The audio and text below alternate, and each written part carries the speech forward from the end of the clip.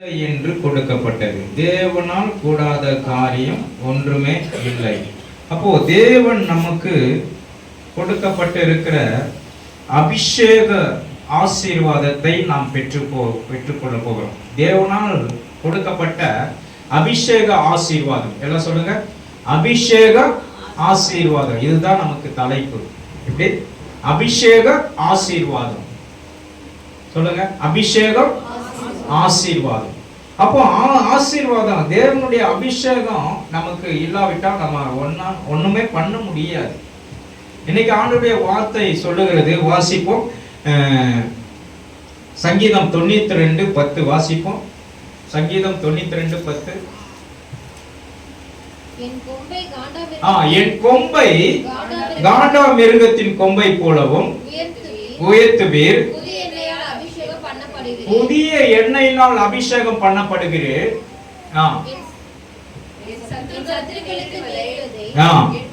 கண்கள் காணும். ஆமென். போதும். அப்போ எண்ணெயினால் அபிஷேகம் பண்ணப்படுகிறேன் என்று வார்த்தை சொல்லப்பட்டிருக்கிறது. சங்கீதக்காரன் சொல்றார்.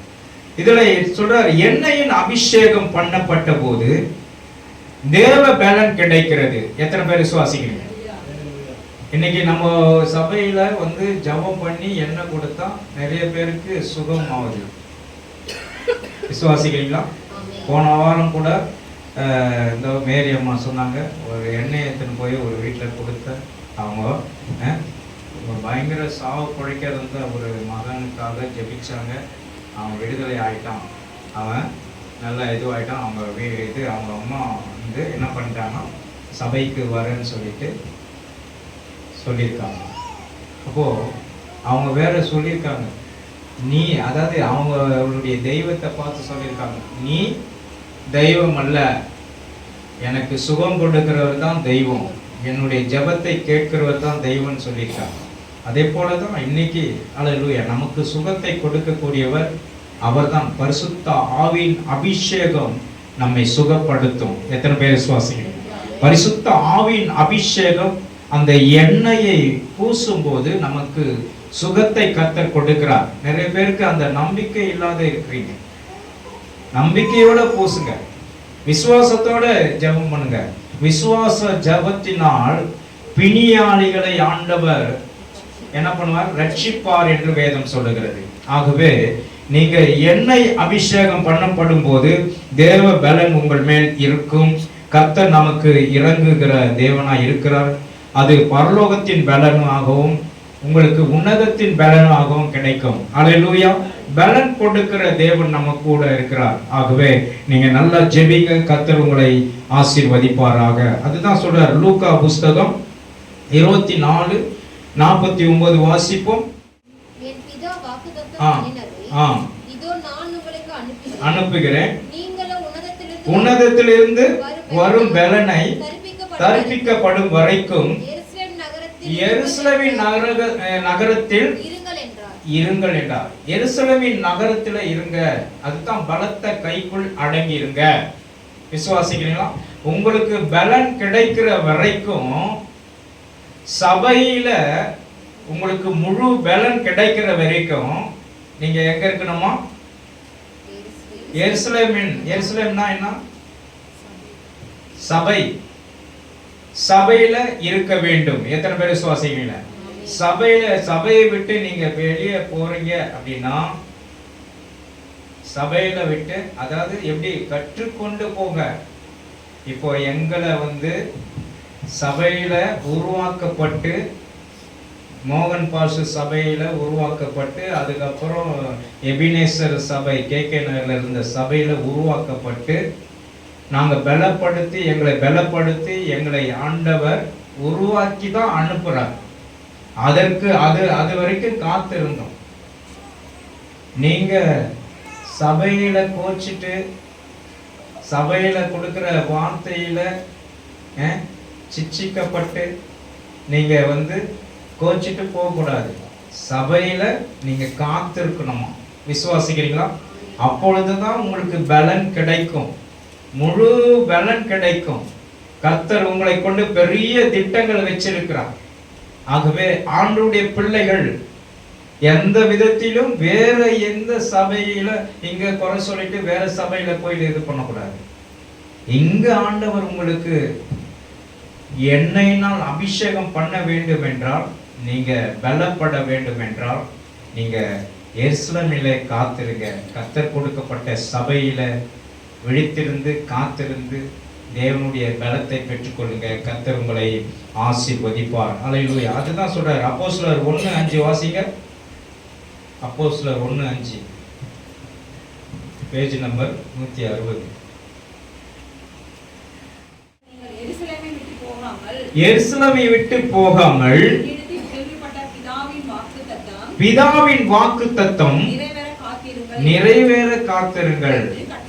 ஆமென். அல்லேலூயா. எருசலேம் நிறைய பேர் சபையை விட்டு சில பேர் விலகிறாங்க. எருசலேமில காத்திருக்கணும். பிதாவின் வாக்குத்தத்தம் நிறைவேற காத்திருக்கணும். விசுவாசிக்கிறீங்களா? நாங்கெல்லாம் எங்க ஊழியக்காரருக்கு, அதாவது எங்களுடைய பாஸ்டருக்கு கீழ்ப்படிந்து காத்திருந்தபடினால் ஆண்டவர் எங்களுக்கு இந்த ஊழியத்தை, கனமான ஊழியத்தை கொடுத்திருக்கிறார். நாங்க யாருக்கு ஊழியம் செய்யறோம்? யாருக்கு ஊழியம் செய்யறோம்? தேவனுக்கு ஊழியம் செய்யறோம். இன்னைக்கு அரசாங்கத்துல ஊழியம் செஞ்சா அவங்கள மேன்மையா நினைக்கிறோம்.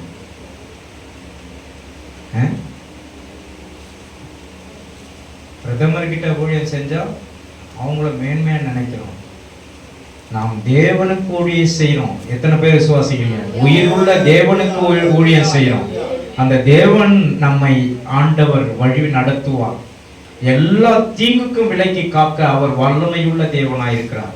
அந்த பலத்தை கருத்துக்குள்ள அடங்கி இருக்கிறார். எருசலேமிலே நீங்கள் என்ன பண்ணணும்? பிதாவானவர் கொடுக்கப்பட்ட அந்த வாக்குத்தத்தம் நிறைவேறும் வரைக்கும் நீங்க காத்திருக்கணும். காத்திருக்கிற அனுபவம், காத்திருந்தா உங்களுக்கு எல்லாவற்றிலும் கர்த்தர் விடுதலை கொடுப்பார். விசுவாசிக்கிறீங்களா? காத்திருக்காவிட்டால் நம்முடைய வாழ்க்கை மிகவும் மோசமான நிலைக்கு ஒரு நாள் அதுதான் ஏற்கனவே சொன்ன பாருங்க, ஒரு போதகர் அதுதான் சொல்றாரு. அதாவது ஒரு நாளைக்கு, அதாவது 2 மணி நேரமாவது 3 மணி நேரமாவது கர்த்தருடைய பாதத்துல நான் காத்திருப்பேன். இன்னொரு போதகர் சொல்றாரு, நானு 4 மணி நேரம் காத்திருப்பேன். இன்னொரு போதகர் சொல்றாரு 8 மணி நேரம் காத்திருப்பேன்னு சொல்றாரு. வேலைக்கு போனா நமக்கு எத்தனை மணி நேரம் தேவைப்படும்? வேலையில 8 மணி நேரம். இன்னைக்கு 8 மணி நேரமா செய்றீங்க, 10 மணி நேரம் செஞ்சுட்டு பயங்கரமான ஒரு டயர்ட்னஸா வருவீங்க, டயர்டா வருவீங்க. ஆனா ஆண்டவருடைய சமூகத்துல 2 மணி நேரம் நீ வெயிட் பண்ணி காத்திருந்து பாரு, உன் வாழ்க்கை பலப்படும். விசுவாசிக்கிறீங்களா? ஆண்டவருடைய சமூகத்துல 2 மணி நேரம் நீ காத்திருந்த, அல்லது 1 மணி நேரமாவது எனக்காக விழித்திருக்க கூடாதான்னு சொல்றாரு ஆண்டவர். விசுவாசிக்கிறீங்களா? 1 மணி நேரமாவது எனக்காக விழித்திருக்க கூடாது. நமக்கு 24 மணி நேரம் உண்டு. ஒரு நாளைக்கு எத்தனை மணி நேரம்? 24 மணி நேரம். அந்த 24 மணி நேரத்துல தசமபாகம் என்ற நேரத்தை நாம் ஒதுக்கினா எவ்வளவு, எத்தனை மணி நேரம் கிடைக்கும்? 2 மணி நேரம் 45 நிமிஷம் கிடைக்கும். அப்போ இந்த நிமிஷத்தை நம்ம எடுத்துட்டோம், அப்படி எடுத்து தேவனுக்காக ஒப்பு கொடுப்போமானால் உங்களுடைய வல்லமை சாதாரணது அல்ல, உங்களை ஒன்றும் சேதப்படுத்தாது. விசுவாசிக்கிறீங்களா? எல்லாவற்றிலும் கர்த்தர் நம்மோடு கூட இருக்கிறதை நீங்க உணர முடியும். அப்போ நமக்கு என்ன பிரச்சனை அப்படி வருது அப்படின்னா, நுகத்தை முறியடிக்க கூடிய வல்லமை வருகிறது. விசுவாசிக்கிறீங்களா? நுகத்தை முறியடிக்க கூடிய வல்லமை. நுகம் என்றால் என்னது? அடிமைத்தனம். எதுக்கு அடிமைத்தனம்? இந்த உலகத்துக்குரிய காரியங்களுக்கு நாம் அடிமைத்தனமா இருக்கிறோம். உலகத்துக்குரிய கிரியைகளுக்கு அடிமைத்தனம். அதுதான் ஆண்டவர் சொல்றாரு, என் நுகம் மெதுவாயும் என் சுமை லகுவாயும் இருக்கும் என்று சொல்றார். அவனுடைய வார்த்தைக்கு நாம் கீழ்பட்டு எருசலேமிலே பிதாவின் வாக்குத்தத்தம் நிறைவேற நாம் காத்திருப்போம் என்றால் நிச்சயமாய் நம்முடைய வாழ்க்கையில நுகங்கள் முறிக்கப்படும். நுகங்கள் என்பது அடிமைத்தனத்தின் ஆவி உங்களை விட்டு வெளியேறும். எத்தனை பேர் விசுவாசிக்கிறீங்க? ஆமென் சொல்லுங்களேன். கர்த்தர் பெரிய காரியங்களை செய்ய அவர் வல்லமையுள்ள தேவனாய் இருக்கிறார். அல்லேலூயா. அடிமைத்தனத்தின் ஆவி, அடிமைத்தனத்தின் ஆவி என்றால் என்ன? தூக்கத்தின் ஆவி, பலவீனத்தின் ஆவி, கஷ்டத்தின் ஆவி, போராட்டத்தின் ஆவி, கடன் பிரச்சனையின் ஆவி வெளியேறும். விசுவாசிக்கிறீங்களா? அப்போ ஆண்டவர் நம்மை விடுதலை ஆக்க வேண்டும் என்று தான் ஆண்டவர் விரும்புகிறார். அப்போ அந்த நுகத்தடியை நாம் முறியடிப்பதற்கு கர்த்தருடைய சமூகத்திலே நாம் காத்திருக்க வேண்டும். எத்தனை பேர் விசுவாசிக்கிறீங்க? கர்த்தருடைய சமூகத்திலே நாம் காத்திருக்கிற அந்த அனுபவத்தை நீங்கள் பெற்றுக்கொண்டால் உங்களுக்கு அபிஷேகம் தானாக வரும்.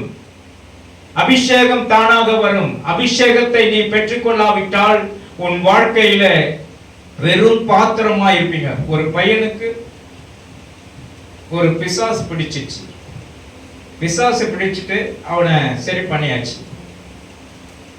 அவனை விட்டு போயிடுச்சு. அவனை விட்டு போன பிறகு அந்த பிசாசு அந்த வீட்டிலே தான் உலாவுது.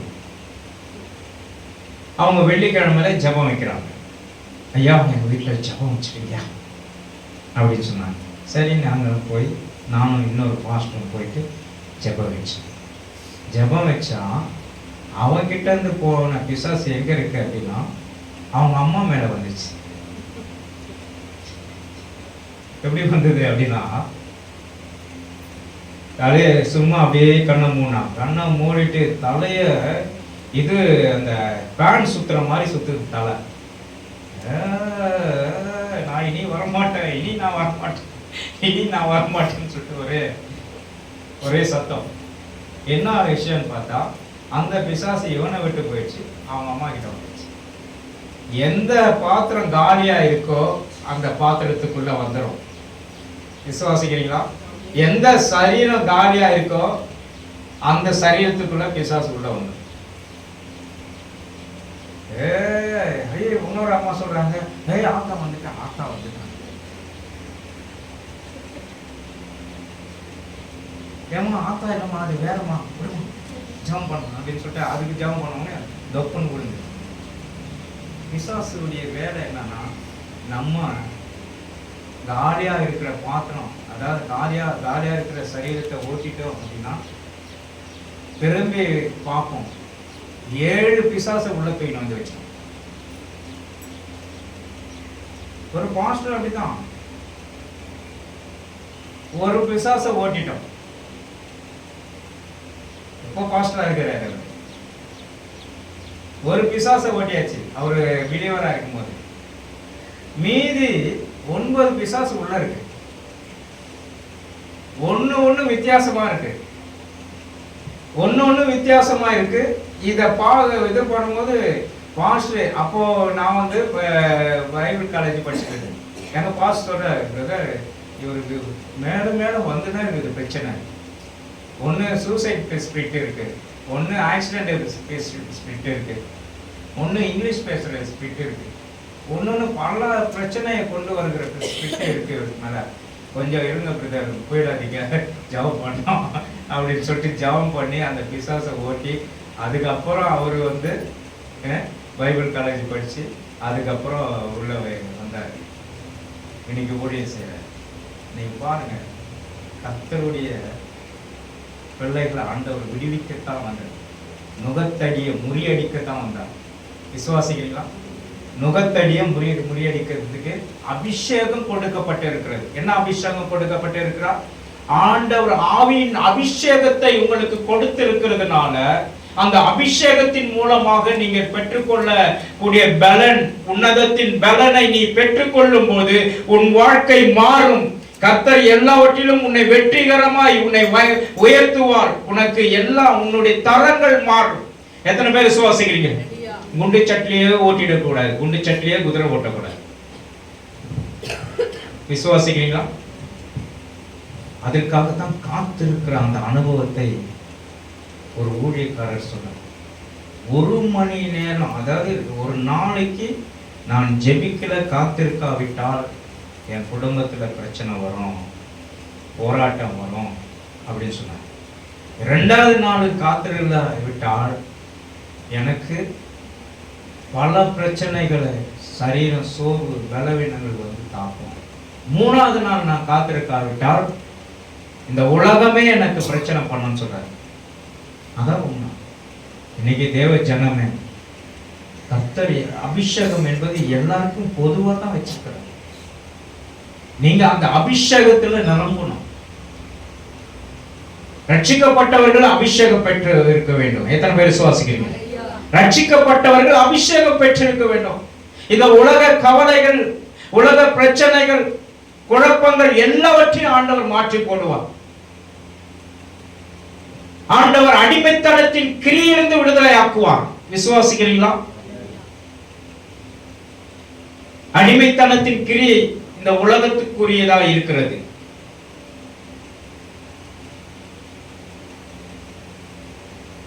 அதாவது எகிப்து தேசத்திற்கு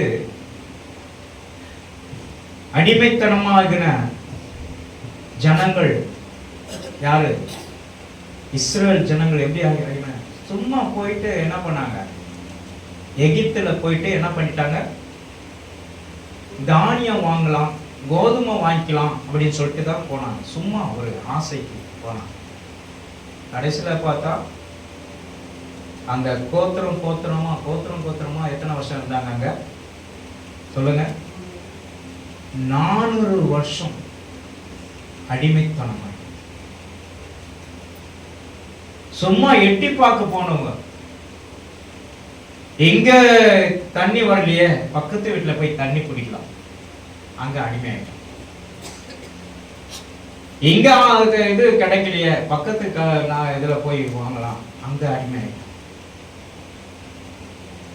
சும்மா சாதாரணமா விளையாட்டுக்கு தானே இதை செய்யலாம் அப்படின்னு சொல்லிட்டு செஞ்சவங்க அதுக்கு அடிமை ஆயிட்டாங்க. விளையாட்டுக்கு தானே கொஞ்ச நேரம் ஃப்ரெண்ட்ஸுங்களோட ஜாலியா இருக்கலாம், அதுக்கு அடிமை ஆயிட்டாங்க. இன்னைக்கு அடிமை வந்து அந்த நுகத்தடியை முறிக்கணும் அப்படின்னா இயேசு கிறிஸ்துவின் ரத்தம் தெளிக்கப்பட வேண்டும். ஆட்டுக்குட்டியானவரின் விடுதலை பெற்ற அந்த ரத்தத்தினால் நமக்கு விடுதலை உண்டு. எத்தனை பேர் விசுவாசிக்கிறீங்க? அதுதான் அந்த நாட்கள்ல அடிமைத்தனத்தின் நாவியை முறியடிக்கணும் அப்படின்னு சொல்லிட்டு தான் என்ன பண்ணாரு? மோசையை ஆண்டவர் எழுப்பினார்.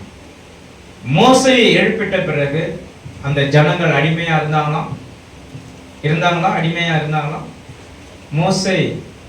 மோசைக்கு ஆண்டவர் பேசினார். எப்பா மோசை கிட்ட பேசுற, என்னுடைய ஜனங்கள் அடிமைத்தனத்தின் கூக்குரலை நான் கேட்டு இவர்களை நீ விடுவிக்கும் போது எனக்கு நம்பிக்கை உண்டாகும். அப்பா இந்த ஜனங்களை நீங்க விடுவிக்கணும் அப்படின்னு சொல்லி, அப்போ இதற்காக மோசையை ஆண்டவர் எழுப்பினார்.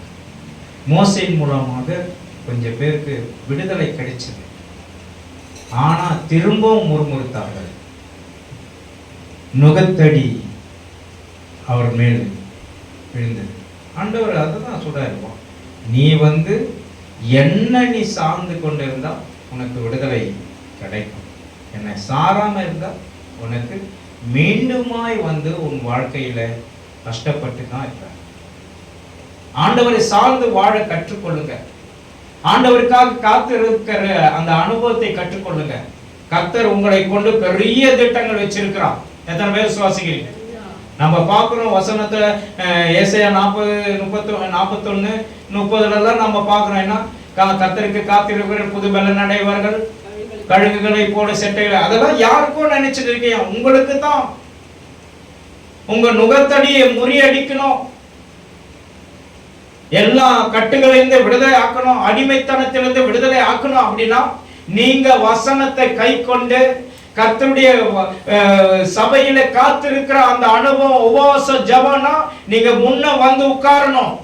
எத்தனை பேர் விசுவாசிக்கிறீங்க? சபையில பாஸ்டர் சொல்றாங்கன்னா அதை கேட்டு பாருங்க, உங்கள் வாழ்க்கை ஆசீர்வாதமாய் அமையும். கர்த்தருடைய கரம் கூட இருப்பதாக. இன்னைக்கு நிறைய பேருடைய வாழ்க்கையில என்ன இல்லை, கீழ்ப்படியாமையில் தான் நுகங்கள் முறியடிக்கப்படாமல் இருக்கிறது. கீழ்ப்படியாமை இருக்கும். குடும்பத்துல பிள்ளைகள் தாய் தகப்பனுக்கு கீழ்ப்படிய வேண்டும், பெற்றோருக்கு கீழ்ப்படிய வேண்டும். விசுவாசிக்கிறீங்களா? பெற்றோருக்கு கீழ்ப்படியணும். ஆண்டவருடைய பிள்ளைகள் பெற்றோருக்கு கீழ்ப்படியும் போது நிச்சயமாய் அவர்களை ஆண்டவர் ஆசீர்வதிப்பார். அல்லேலூயா. கர்த்தர் பெரிய காரியங்களை செய்வார். யோவான் புஸ்தகம் 6:34 வாசிப்போம்.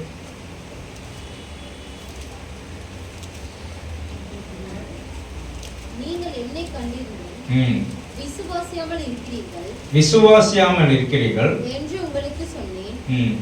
பிதாவானவர் எனக்கு கொடுக்கிற யாவும் என்னிடத்தில் 8:34 வாசிங்க. 8:34.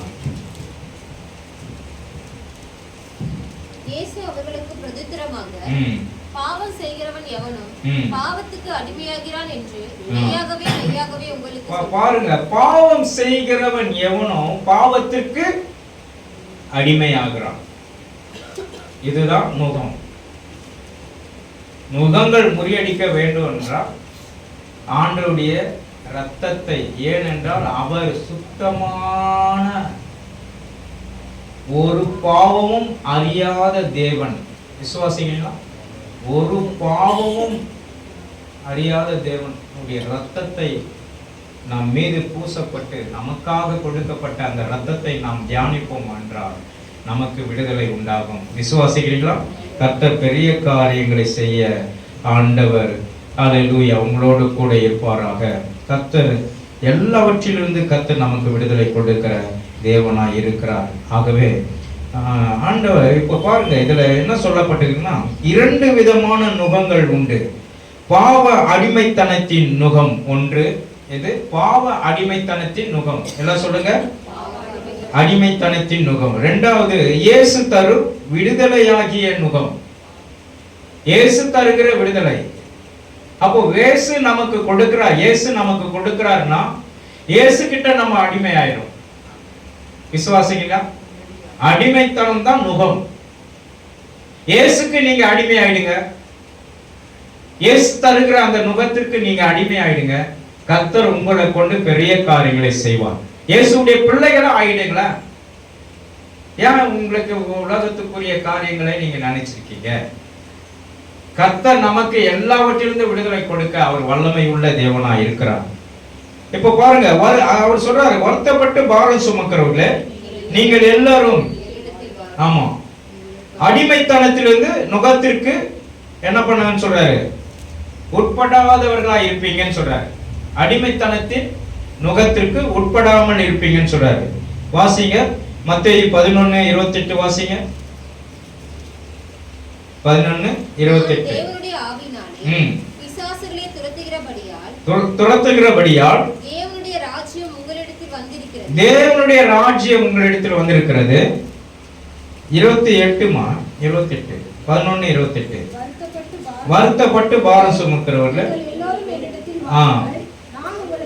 இளைப்பாறுதலை தருவேன். அடுத்தது, நான் சாந்தமும் மனத்தாழ்மையும் இருக்கிறேன். என் நுகத்தை உங்கள் மேல் ஏற்றுக்கொண்டு என்னிடத்தில் கற்றுக்கொள்ளுங்கள், இளைப்பாறுதல் கிடைக்கும். என் நுகம் மெதுவாயும் லகுவாயும் இருக்கும் என்று சொல்றார்.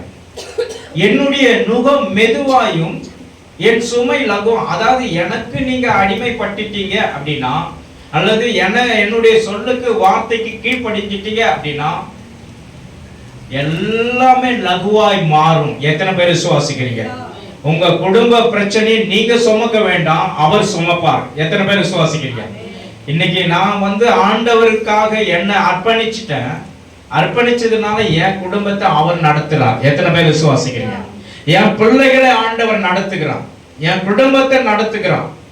அது மாத்திரமல்ல, உங்களுக்காகவும் நான் ஜெபிக்கிறேன். நீங்களும் ஆண்டவர்கிட்ட தன்னை அர்ப்பணிக்கும் போது உங்கள் வாழ்க்கை மாறும். விசுவாசிக்கிறீங்களா? கர்த்தர் எல்லாவற்றிலிருந்து கர்த்தர் விடுதலை கொடுத்து உங்களை உயர்த்த அவர் வல்லமை உள்ள தேவனாய் இருக்கிறார். ஆண்டவருடைய நுகம் மெதுவாயும் அவருடைய சுமை லகுவாயும் இருக்கும் என்று வேதம் சொல்லுகிறது. பாருங்க, பாவ அடிமைத்தனத்தின் நுகங்கள் முறியடிக்கப்பட 3 படிகள் உண்டு. பாவ அடிமைத்தனத்தின் நுகங்களை முறியடிக்க 3 படிகள் உண்டு. ஒரு படி என்னன்னு பார்த்தீங்கன்னா, யோவான் புஸ்தகம் 8:36 வாசிப்போம். யோவான் புஸ்தகம் 8:36. ஆகையால் குமாரன் உங்களை விடுதலை ஆக்கினால் மெய்யாகவே விடுதலை ஆவீர்கள். குமாரன் விடுதலை ஆக்கினால் மெய்யாகவே விடுதலை ஆவீர்கள். ஒருத்தர் சொல்றாரு, உங்க பேர் என்ன கேட்டேன். என் பேர் செல்வகுமார். இந்த பேரை வச்சுட்டு இருக்கீங்க அப்படின்னு சொன்னாங்க. இந்த பேர் நான் சொன்னேன், பைபிள் எடுத்து பாருங்க, என் பேர் இருக்குது குமாரன் அப்படின்னு சொன்ன. அப்போ ஆண்டவர் பிதா, குமாரன், பரிசுத்த ஆவியானவராக இருக்கிறார்.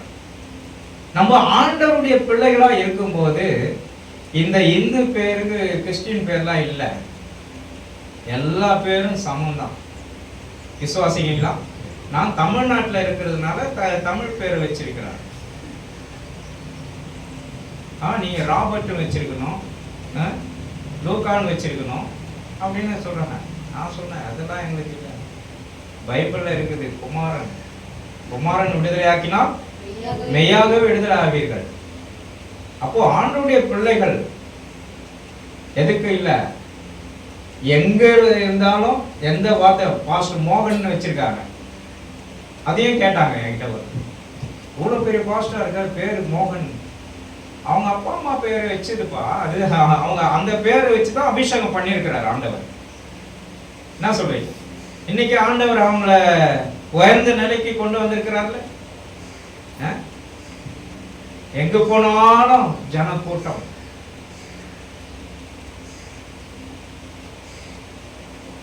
அதே போல இயேசு கிறிஸ்துவை ஆண்டவர் உலக தோற்றத்துக்கு முன்பாகவே அவர் தெரிந்து கொண்டதுனால இயேசு என்று பெயர் வச்சிருக்காங்க. உலக ரட்சகர். இயேசு என்றால் உலக ரட்சகர், அபிஷேகம் பண்ணப்பட்ட தேவன், அபிஷேகம் பண்ணப்பட்ட தேவ குமாரன்.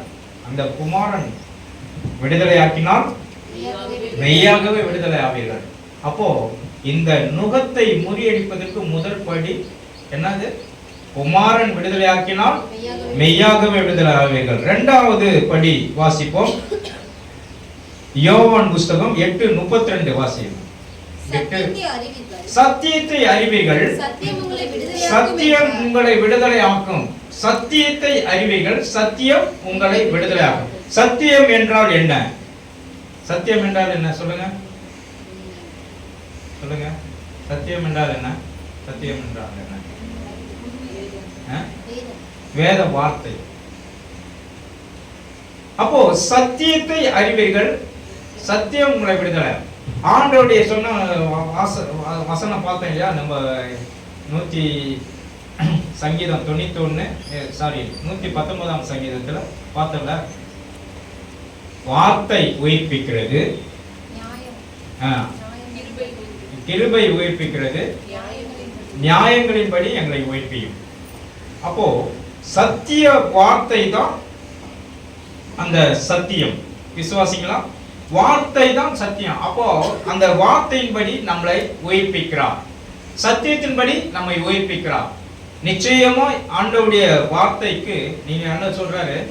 பிசாசுகளை துரத்துவீர்கள் என் நாமத்தினால. என்ன பண்ணுவாரு? பிசாசுகளை துரத்துவீர்கள் என் நாமத்தினால, நவமான பாஷைகளை பேசுவீர்கள் என் நாமத்தினால, வியாதிஸ்தர்களை சொஸ்தமாக்குவீர்கள், குணமாக்குவீர்கள். நீங்க யாதொன்று சாவுக்கு ஏதுவான காரியங்கள் நடக்காது உங்களுக்கு. சர்ப்பங்களை மிதிப்பீர்கள், தேள்களை நசுக்குவீர்கள், பொல்லாத சாத்தானை மிதிப்பீர்கள் என்று சொல்றார். ஆண்டவர் உங்களுக்கு கொடுக்கப்பட்ட அந்த சத்தியத்தை நீங்க காத்து கொள்ளும் போது உங்கள் நுகங்கள் முறியடிக்கப்படும். உங்களுடைய நுகங்கள் என்றால் அடிமைத்தனத்தின் கிரியைகள் முறியடிக்கப்படும். எத்தனை பேர் விசுவாசிக்கிறீங்க? எல்லாவற்றிலிருந்து கர்த்தர் விடுதலை கொடுத்து உங்களை உயர்த்த அவர் வல்லமையுள்ள தேவனாய் இருக்கிறார். மூன்றாவது நுகம் வாசிங்க. 1 கொரிந்தியர் புஸ்தகம் 3:13. 17. 2 கொரிந்தியர் 3:17. 2 கொரிந்தியர் 3:17. கர்த்தரே ஆவியானவர். கர்த்தருடைய ஆவி எங்கேயோ விடுதலை உண்டு. அங்கேயும் விடுதலை உண்டு. எத்தனை பேர் விசுவாசிக்கிறீங்க? கர்த்தருடைய ஆவியானவர் எங்கேயோ அங்க விடுதலை உண்டு. உங்களுக்கு நுகங்கள்லாம் விடுதலை ஆக்கப்படும். விசுவாசிங்களா? அடிமைத்தனத்தின் ஆவியெல்லாம் எல்லாவற்றிலிருந்து விடுதலை கொடுப்பார். ஆவியானவர் தாமே உங்களுக்கு உதவி செய்வார். ஆவியானவர் கூப்பிடுங்க. பரிசுத்த ஆவியானவர் கூப்பிடுங்க. பரிசுத்த ஆவியானவர் கூப்பிட்டா தான் வருவார். கூப்பிடலன்னா வரமாட்டார். நீங்க ஆண்டவரே எனக்கு உதவி செய்யுங்க. ஏனென்றால் ஆவியானவரை நமக்கு ஆண்டவர் தந்தரில் இருக்கிறார். எப்படி? ஆண்டவர் ஆவியானவர் நமக்கு தந்தரில் இருக்கிறார். அவர் பரமேறும் பொழுது நமக்கு கொடுக்கப்பட்ட ஆவியானவர் தான் பரிசுத்த ஆவியானவர். நமக்கு நீங்க சொல்லுங்க, ஆண்டவரே எனக்கு நான் ஒழுங்கு கிரமமாய் வாழணும், என் வாழ்க்கை சுத்திகரிக்கப்படணும், என்ன நீங்க சரீரத்தை ஒப்பு கொடுக்கணும்ப்பா. ஆவியானவரே நீர் எனக்கு உதவி செய்யுங்கன்னு கூப்பிட்டு பாருங்க. உங்களுக்கு உதவி செய்ய அவர் வல்லமை உள்ள தேவனாய் இருக்கிறார். நீங்க சத்தியத்தை அறிவீர்கள், சத்தியம் உங்களை விடுதலை ஆக்கும். குமாரன் விடுதலை ஆக்கினால் மெய்யாகவே விடுதலை ஆவீர்கள். ஆவியானவர் தாமே உங்களுக்கு உதவி செய்வார். ஆவியானவர் உங்களுக்கு விடுதலை கொடுப்பார். விசுவாசிக்கிறீங்களா? ஆண்டவர்கிட்ட தம்மை அர்ப்பணித்து ஜெபிங்க. கர்த்தர் உங்களை கொண்டு பெரிய காரியங்களை செய்வார். நம்ம தான் அது தப்பு செய்யறோம். என்ன செய்யறோம்? நம்ம இந்த நுகத்துல இருந்து நம்ம எப்படி விடுதலை ஆக்கணும், விடுதலை போகிறோம் அப்படின்னு நினைக்கிறோம். விடுதலை கொடுக்கறதுக்கு ஆண்டவர் ரெடியா இருக்கார். ஆனா நீங்க தான் என்ன பண்ணணும்? இதுல இருந்து மீறி வரணும். விசுவாசிக்கலாம்? உனக்கு இருக்க இந்த பலத்தோட போ. நேற்று தினத்துல எனக்கு பலவீனமா இருந்தது, சோர்வு இருந்தது. ஆனாலும் 6:30 மணிக்கு இங்க நான் வந்துட்டேன். ஆண்டவர் சொல்ற வார்த்தைக்கு நான் கீழ்ப்படினேன். 6:30 மணிக்கு இங்க வந்துட்ட பிறகு என்னுடைய பலவீனம்லாம் எங்க பிரச்சனை இல்லை. நம்மள நுகங்கள் என்ன பண்ணும்? நம்மள அடிமைப்படுத்தி வைக்கும். இந்த உலக கிரியைகள் அடிமைப்படுத்தி வைக்கும். சபைக்கு வரவிடாத தடை பண்ணும். ஆவியானவர்கிட்ட நீங்க வேண்டுதல் செய்துட்டு வரணும். ஆவியானவரை இன்னைக்கு நானே என்ன பண்ண போறேன்? சபைக்கு போறேன். சபையில என்னோட பேசணும். சபையில உங்களுடைய வார்த்தைகள் என்னோட பேசும்போது நான் உருவாகுவேன். ஆண்டுடைய வார்த்தை நம்மை உயிர்ப்பிக்கும். ஆண்டுடைய நியாயம் நம்மை உயிர்ப்பிக்கும். ஆண்டுடைய கிருபை நம்மை உயிர்ப்பிக்கும். எத்தனை பேர் விசுவாசிக்கிறீங்க? கர்த்தர் எல்லாவற்றிலும் நம்மை உயிர்ப்பிக்கிற தேவன் பரிசுத்த ஆவியானவர் மூலமாக நமக்கு கொடுத்திருக்கிறார். அந்த பரிசுத்த ஆவியானவரை நீர் என்னை ஆளுகை செய்யும். பரிசுத்த ஆவியானவரே என் மேல் ஊற்றப்படணும். பரிசுத்த ஆவியானவரே கிரியை நடப்பீங்க அப்படின்னு சொல்லுங்க. பரிசுத்த ஆவியானவர் உங்களோடு கூட இருந்து கொண்டே இருப்பார். எத்தனை பேர் விசுவாசம்? ஒரு பிளாஸ்க்ல ஒரு காப்பி வச்சா ஒரு 4 மணி நேரம் சூடா குடிக்கும் போது அந்த அனல் உங்களுக்குள்ளே இருக்க வேண்டும். ஒரு நாளைக்கு 2 மணி நேரமாவது நீங்க ஜெபிக்கணும், அல்லது 1 மணி நேரம். ஆண்டவர் சொல்றார், எனக்காக 1 மணி நேரமாவது ஜெபிக்க கூடாதா? ஜெபத்தை செய்யாம நீங்க போகக்கூடாது. ஜெபத்தை செய்யாம நீங்க வெளியேறக்கூடாது. ஜெபம் உங்களுக்கு மிகவும் அவசியம். ஜெபத்துக்கு முக்கியத்துவம் கொடுத்து பாருங்க, உங்கள் வாழ்க்கை மாறும். கர்த்தர் விடுதலை கொடுப்பார். இதோடைய நமக்கு சபை முடிஞ்ச உடனே ஓடிடலாம் அப்படின்னு நினைக்கிறீங்க. சபைக்கு முக்கியத்துவம் கொடுத்து வேற எதையும் நீங்க என்ன பண்ணக்கூடாது? சிந்தையில போட்டுக்கூடாது, குழப்பி. சபை கொஞ்சம் லேட் ஆகுதுன்னா 5 நிமிஷம் லேட் ஆகுது, வெயிட் பண்ணி காத்திருந்து ஜெபிச்சுட்டு ஆசீர்வாதத்தை பெற்றுக்கோம். கர்த்தர் உங்கள் வாழ்க்கையில சமாதானம். அவருடைய நுகம் மெதுவாயும், அவருடைய நுகம் ஆமா, அவருடைய நுகம் லகுவாயும் மெதுவாயும் இருக்கும். கர்த்தர் நமக்கு விடுதலை கொடுத்து நம்மை உயர்த்துவார். அவருடைய சமூகத்துல நீங்க காத்திருங்க. கர்த்தர் உங்களை கொண்டு பெரிய காரியங்களை செய்வார். நாம் எல்லாரும் கண்களை மூடி நம்ம செல்லுங்க. எல்லாரும் எழுந்து நின்று எல்லாரும் எழுந்து. கர்த்தர் உங்களை சொல்லக்கூடிய திட்டங்கள் வச்சிருக்கார். உங்களை ஆண்டவர் ஆலையை ஆசீர்வதிக்க விரும்புகிறார். கர்த்தர் உங்களை ஆசீர்வதிக்க விரும்புகிறார். எல்லாரும் ஆண்டவர் செபிக்க ஆலையை எல்லாரும் செபிங்க. எல்லார் மேலும் ஆவியானவர் ஊற்றப்பட்டு கொண்டிருக்கிறார். ஆண்டவரே, உங்கள் நுகங்கள் எங்கள் நுகங்களை நீர் பொறியடித்து எங்கள் அடிமைத்தனத்தின் கிரியைகளிலிருந்து எங்களை விடுதலையாக்கும். சின்ன சின்ன தவறுகள் தானேன்னு சொல்லிட்டு நாங்கள் விளையாட்டுத்தனமா செய்தது இன்றைக்கு பெரிய ஒரு பிரச்சனை என்னை விட்டு அகலாமல் இருக்கிறதப்பா.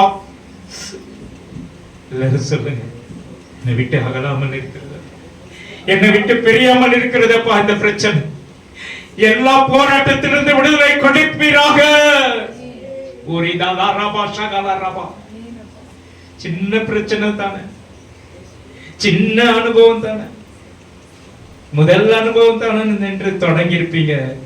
அது உங்களுக்கு பயங்கரமான ஒரு வேரா இருக்கிறது. இந்த நுகத்திலிருந்து, இந்த அடிமைத்தனத்திலிருந்து நீ விடுதலை பெற வேண்டும் என்றால் இயேசுடைய நுகத்தை நீ சார்ந்து வாழ. கர்த்தர் உனக்கு லகுவாயும் மெதுவாயும் வைக்கிறார். மெதுவாய் வைப்பார். அவருடைய நுகம் மெதுவாயும் லகுவாயும் இருக்கும். இன்றைக்கு கர்த்தருடைய பிள்ளைகளை உன்னுடைய நுகத்தை முறியடிப்பதற்கு அவர் அபிஷேகம் பண்ணுகிறார்.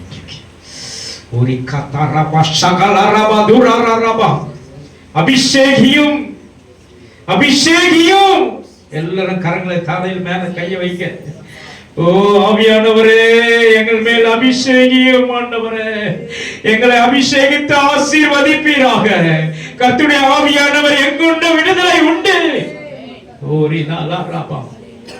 அபிஷேகி எங்கள் மேல் உங்கள் தலை எங்களை அபிஷேகி அனல் மூட்டும் பரிசுத்த ஆவியின் வல்லமை இறங்க ஆசீர்வதி இயேசுவின் நாமத்தில் பிதாவே. ஆத்துமாவே கர்த்தரை ஸ்தோத்திரி, முழு உள்ளமே பரிசுத்த நாமத்தை ஸ்தோத்திரி. என் ஆத்துமாவே கர்த்தரை ஸ்தோத்திரி. கர்த்தர் செய்த சகல உபகாரம் நல்லது. நம் ஆண்டவராகிய இயேசு கிறிஸ்துவின் கிருபையும் பிதாவாகிய தேவனுடைய அன்பும் பரிசுத்த ஆவியானவருடைய அன்புடைய ஐக்கியமும் சமாதான சுகமும் நம் அனைவரோடும் என்றென்றைக்கும் சதா காலங்களிலும் கூட இருப்பதாக. ஆமென் சொல்லுவோம். அல்லேலூயா, அல்லேலூயா, அல்லேலூயா. ஒருவருக்கு ஒரு வாழ்த்துங்கள். கர்த்தர் உங்களை ஆசீர்வதிப்பார். God bless you.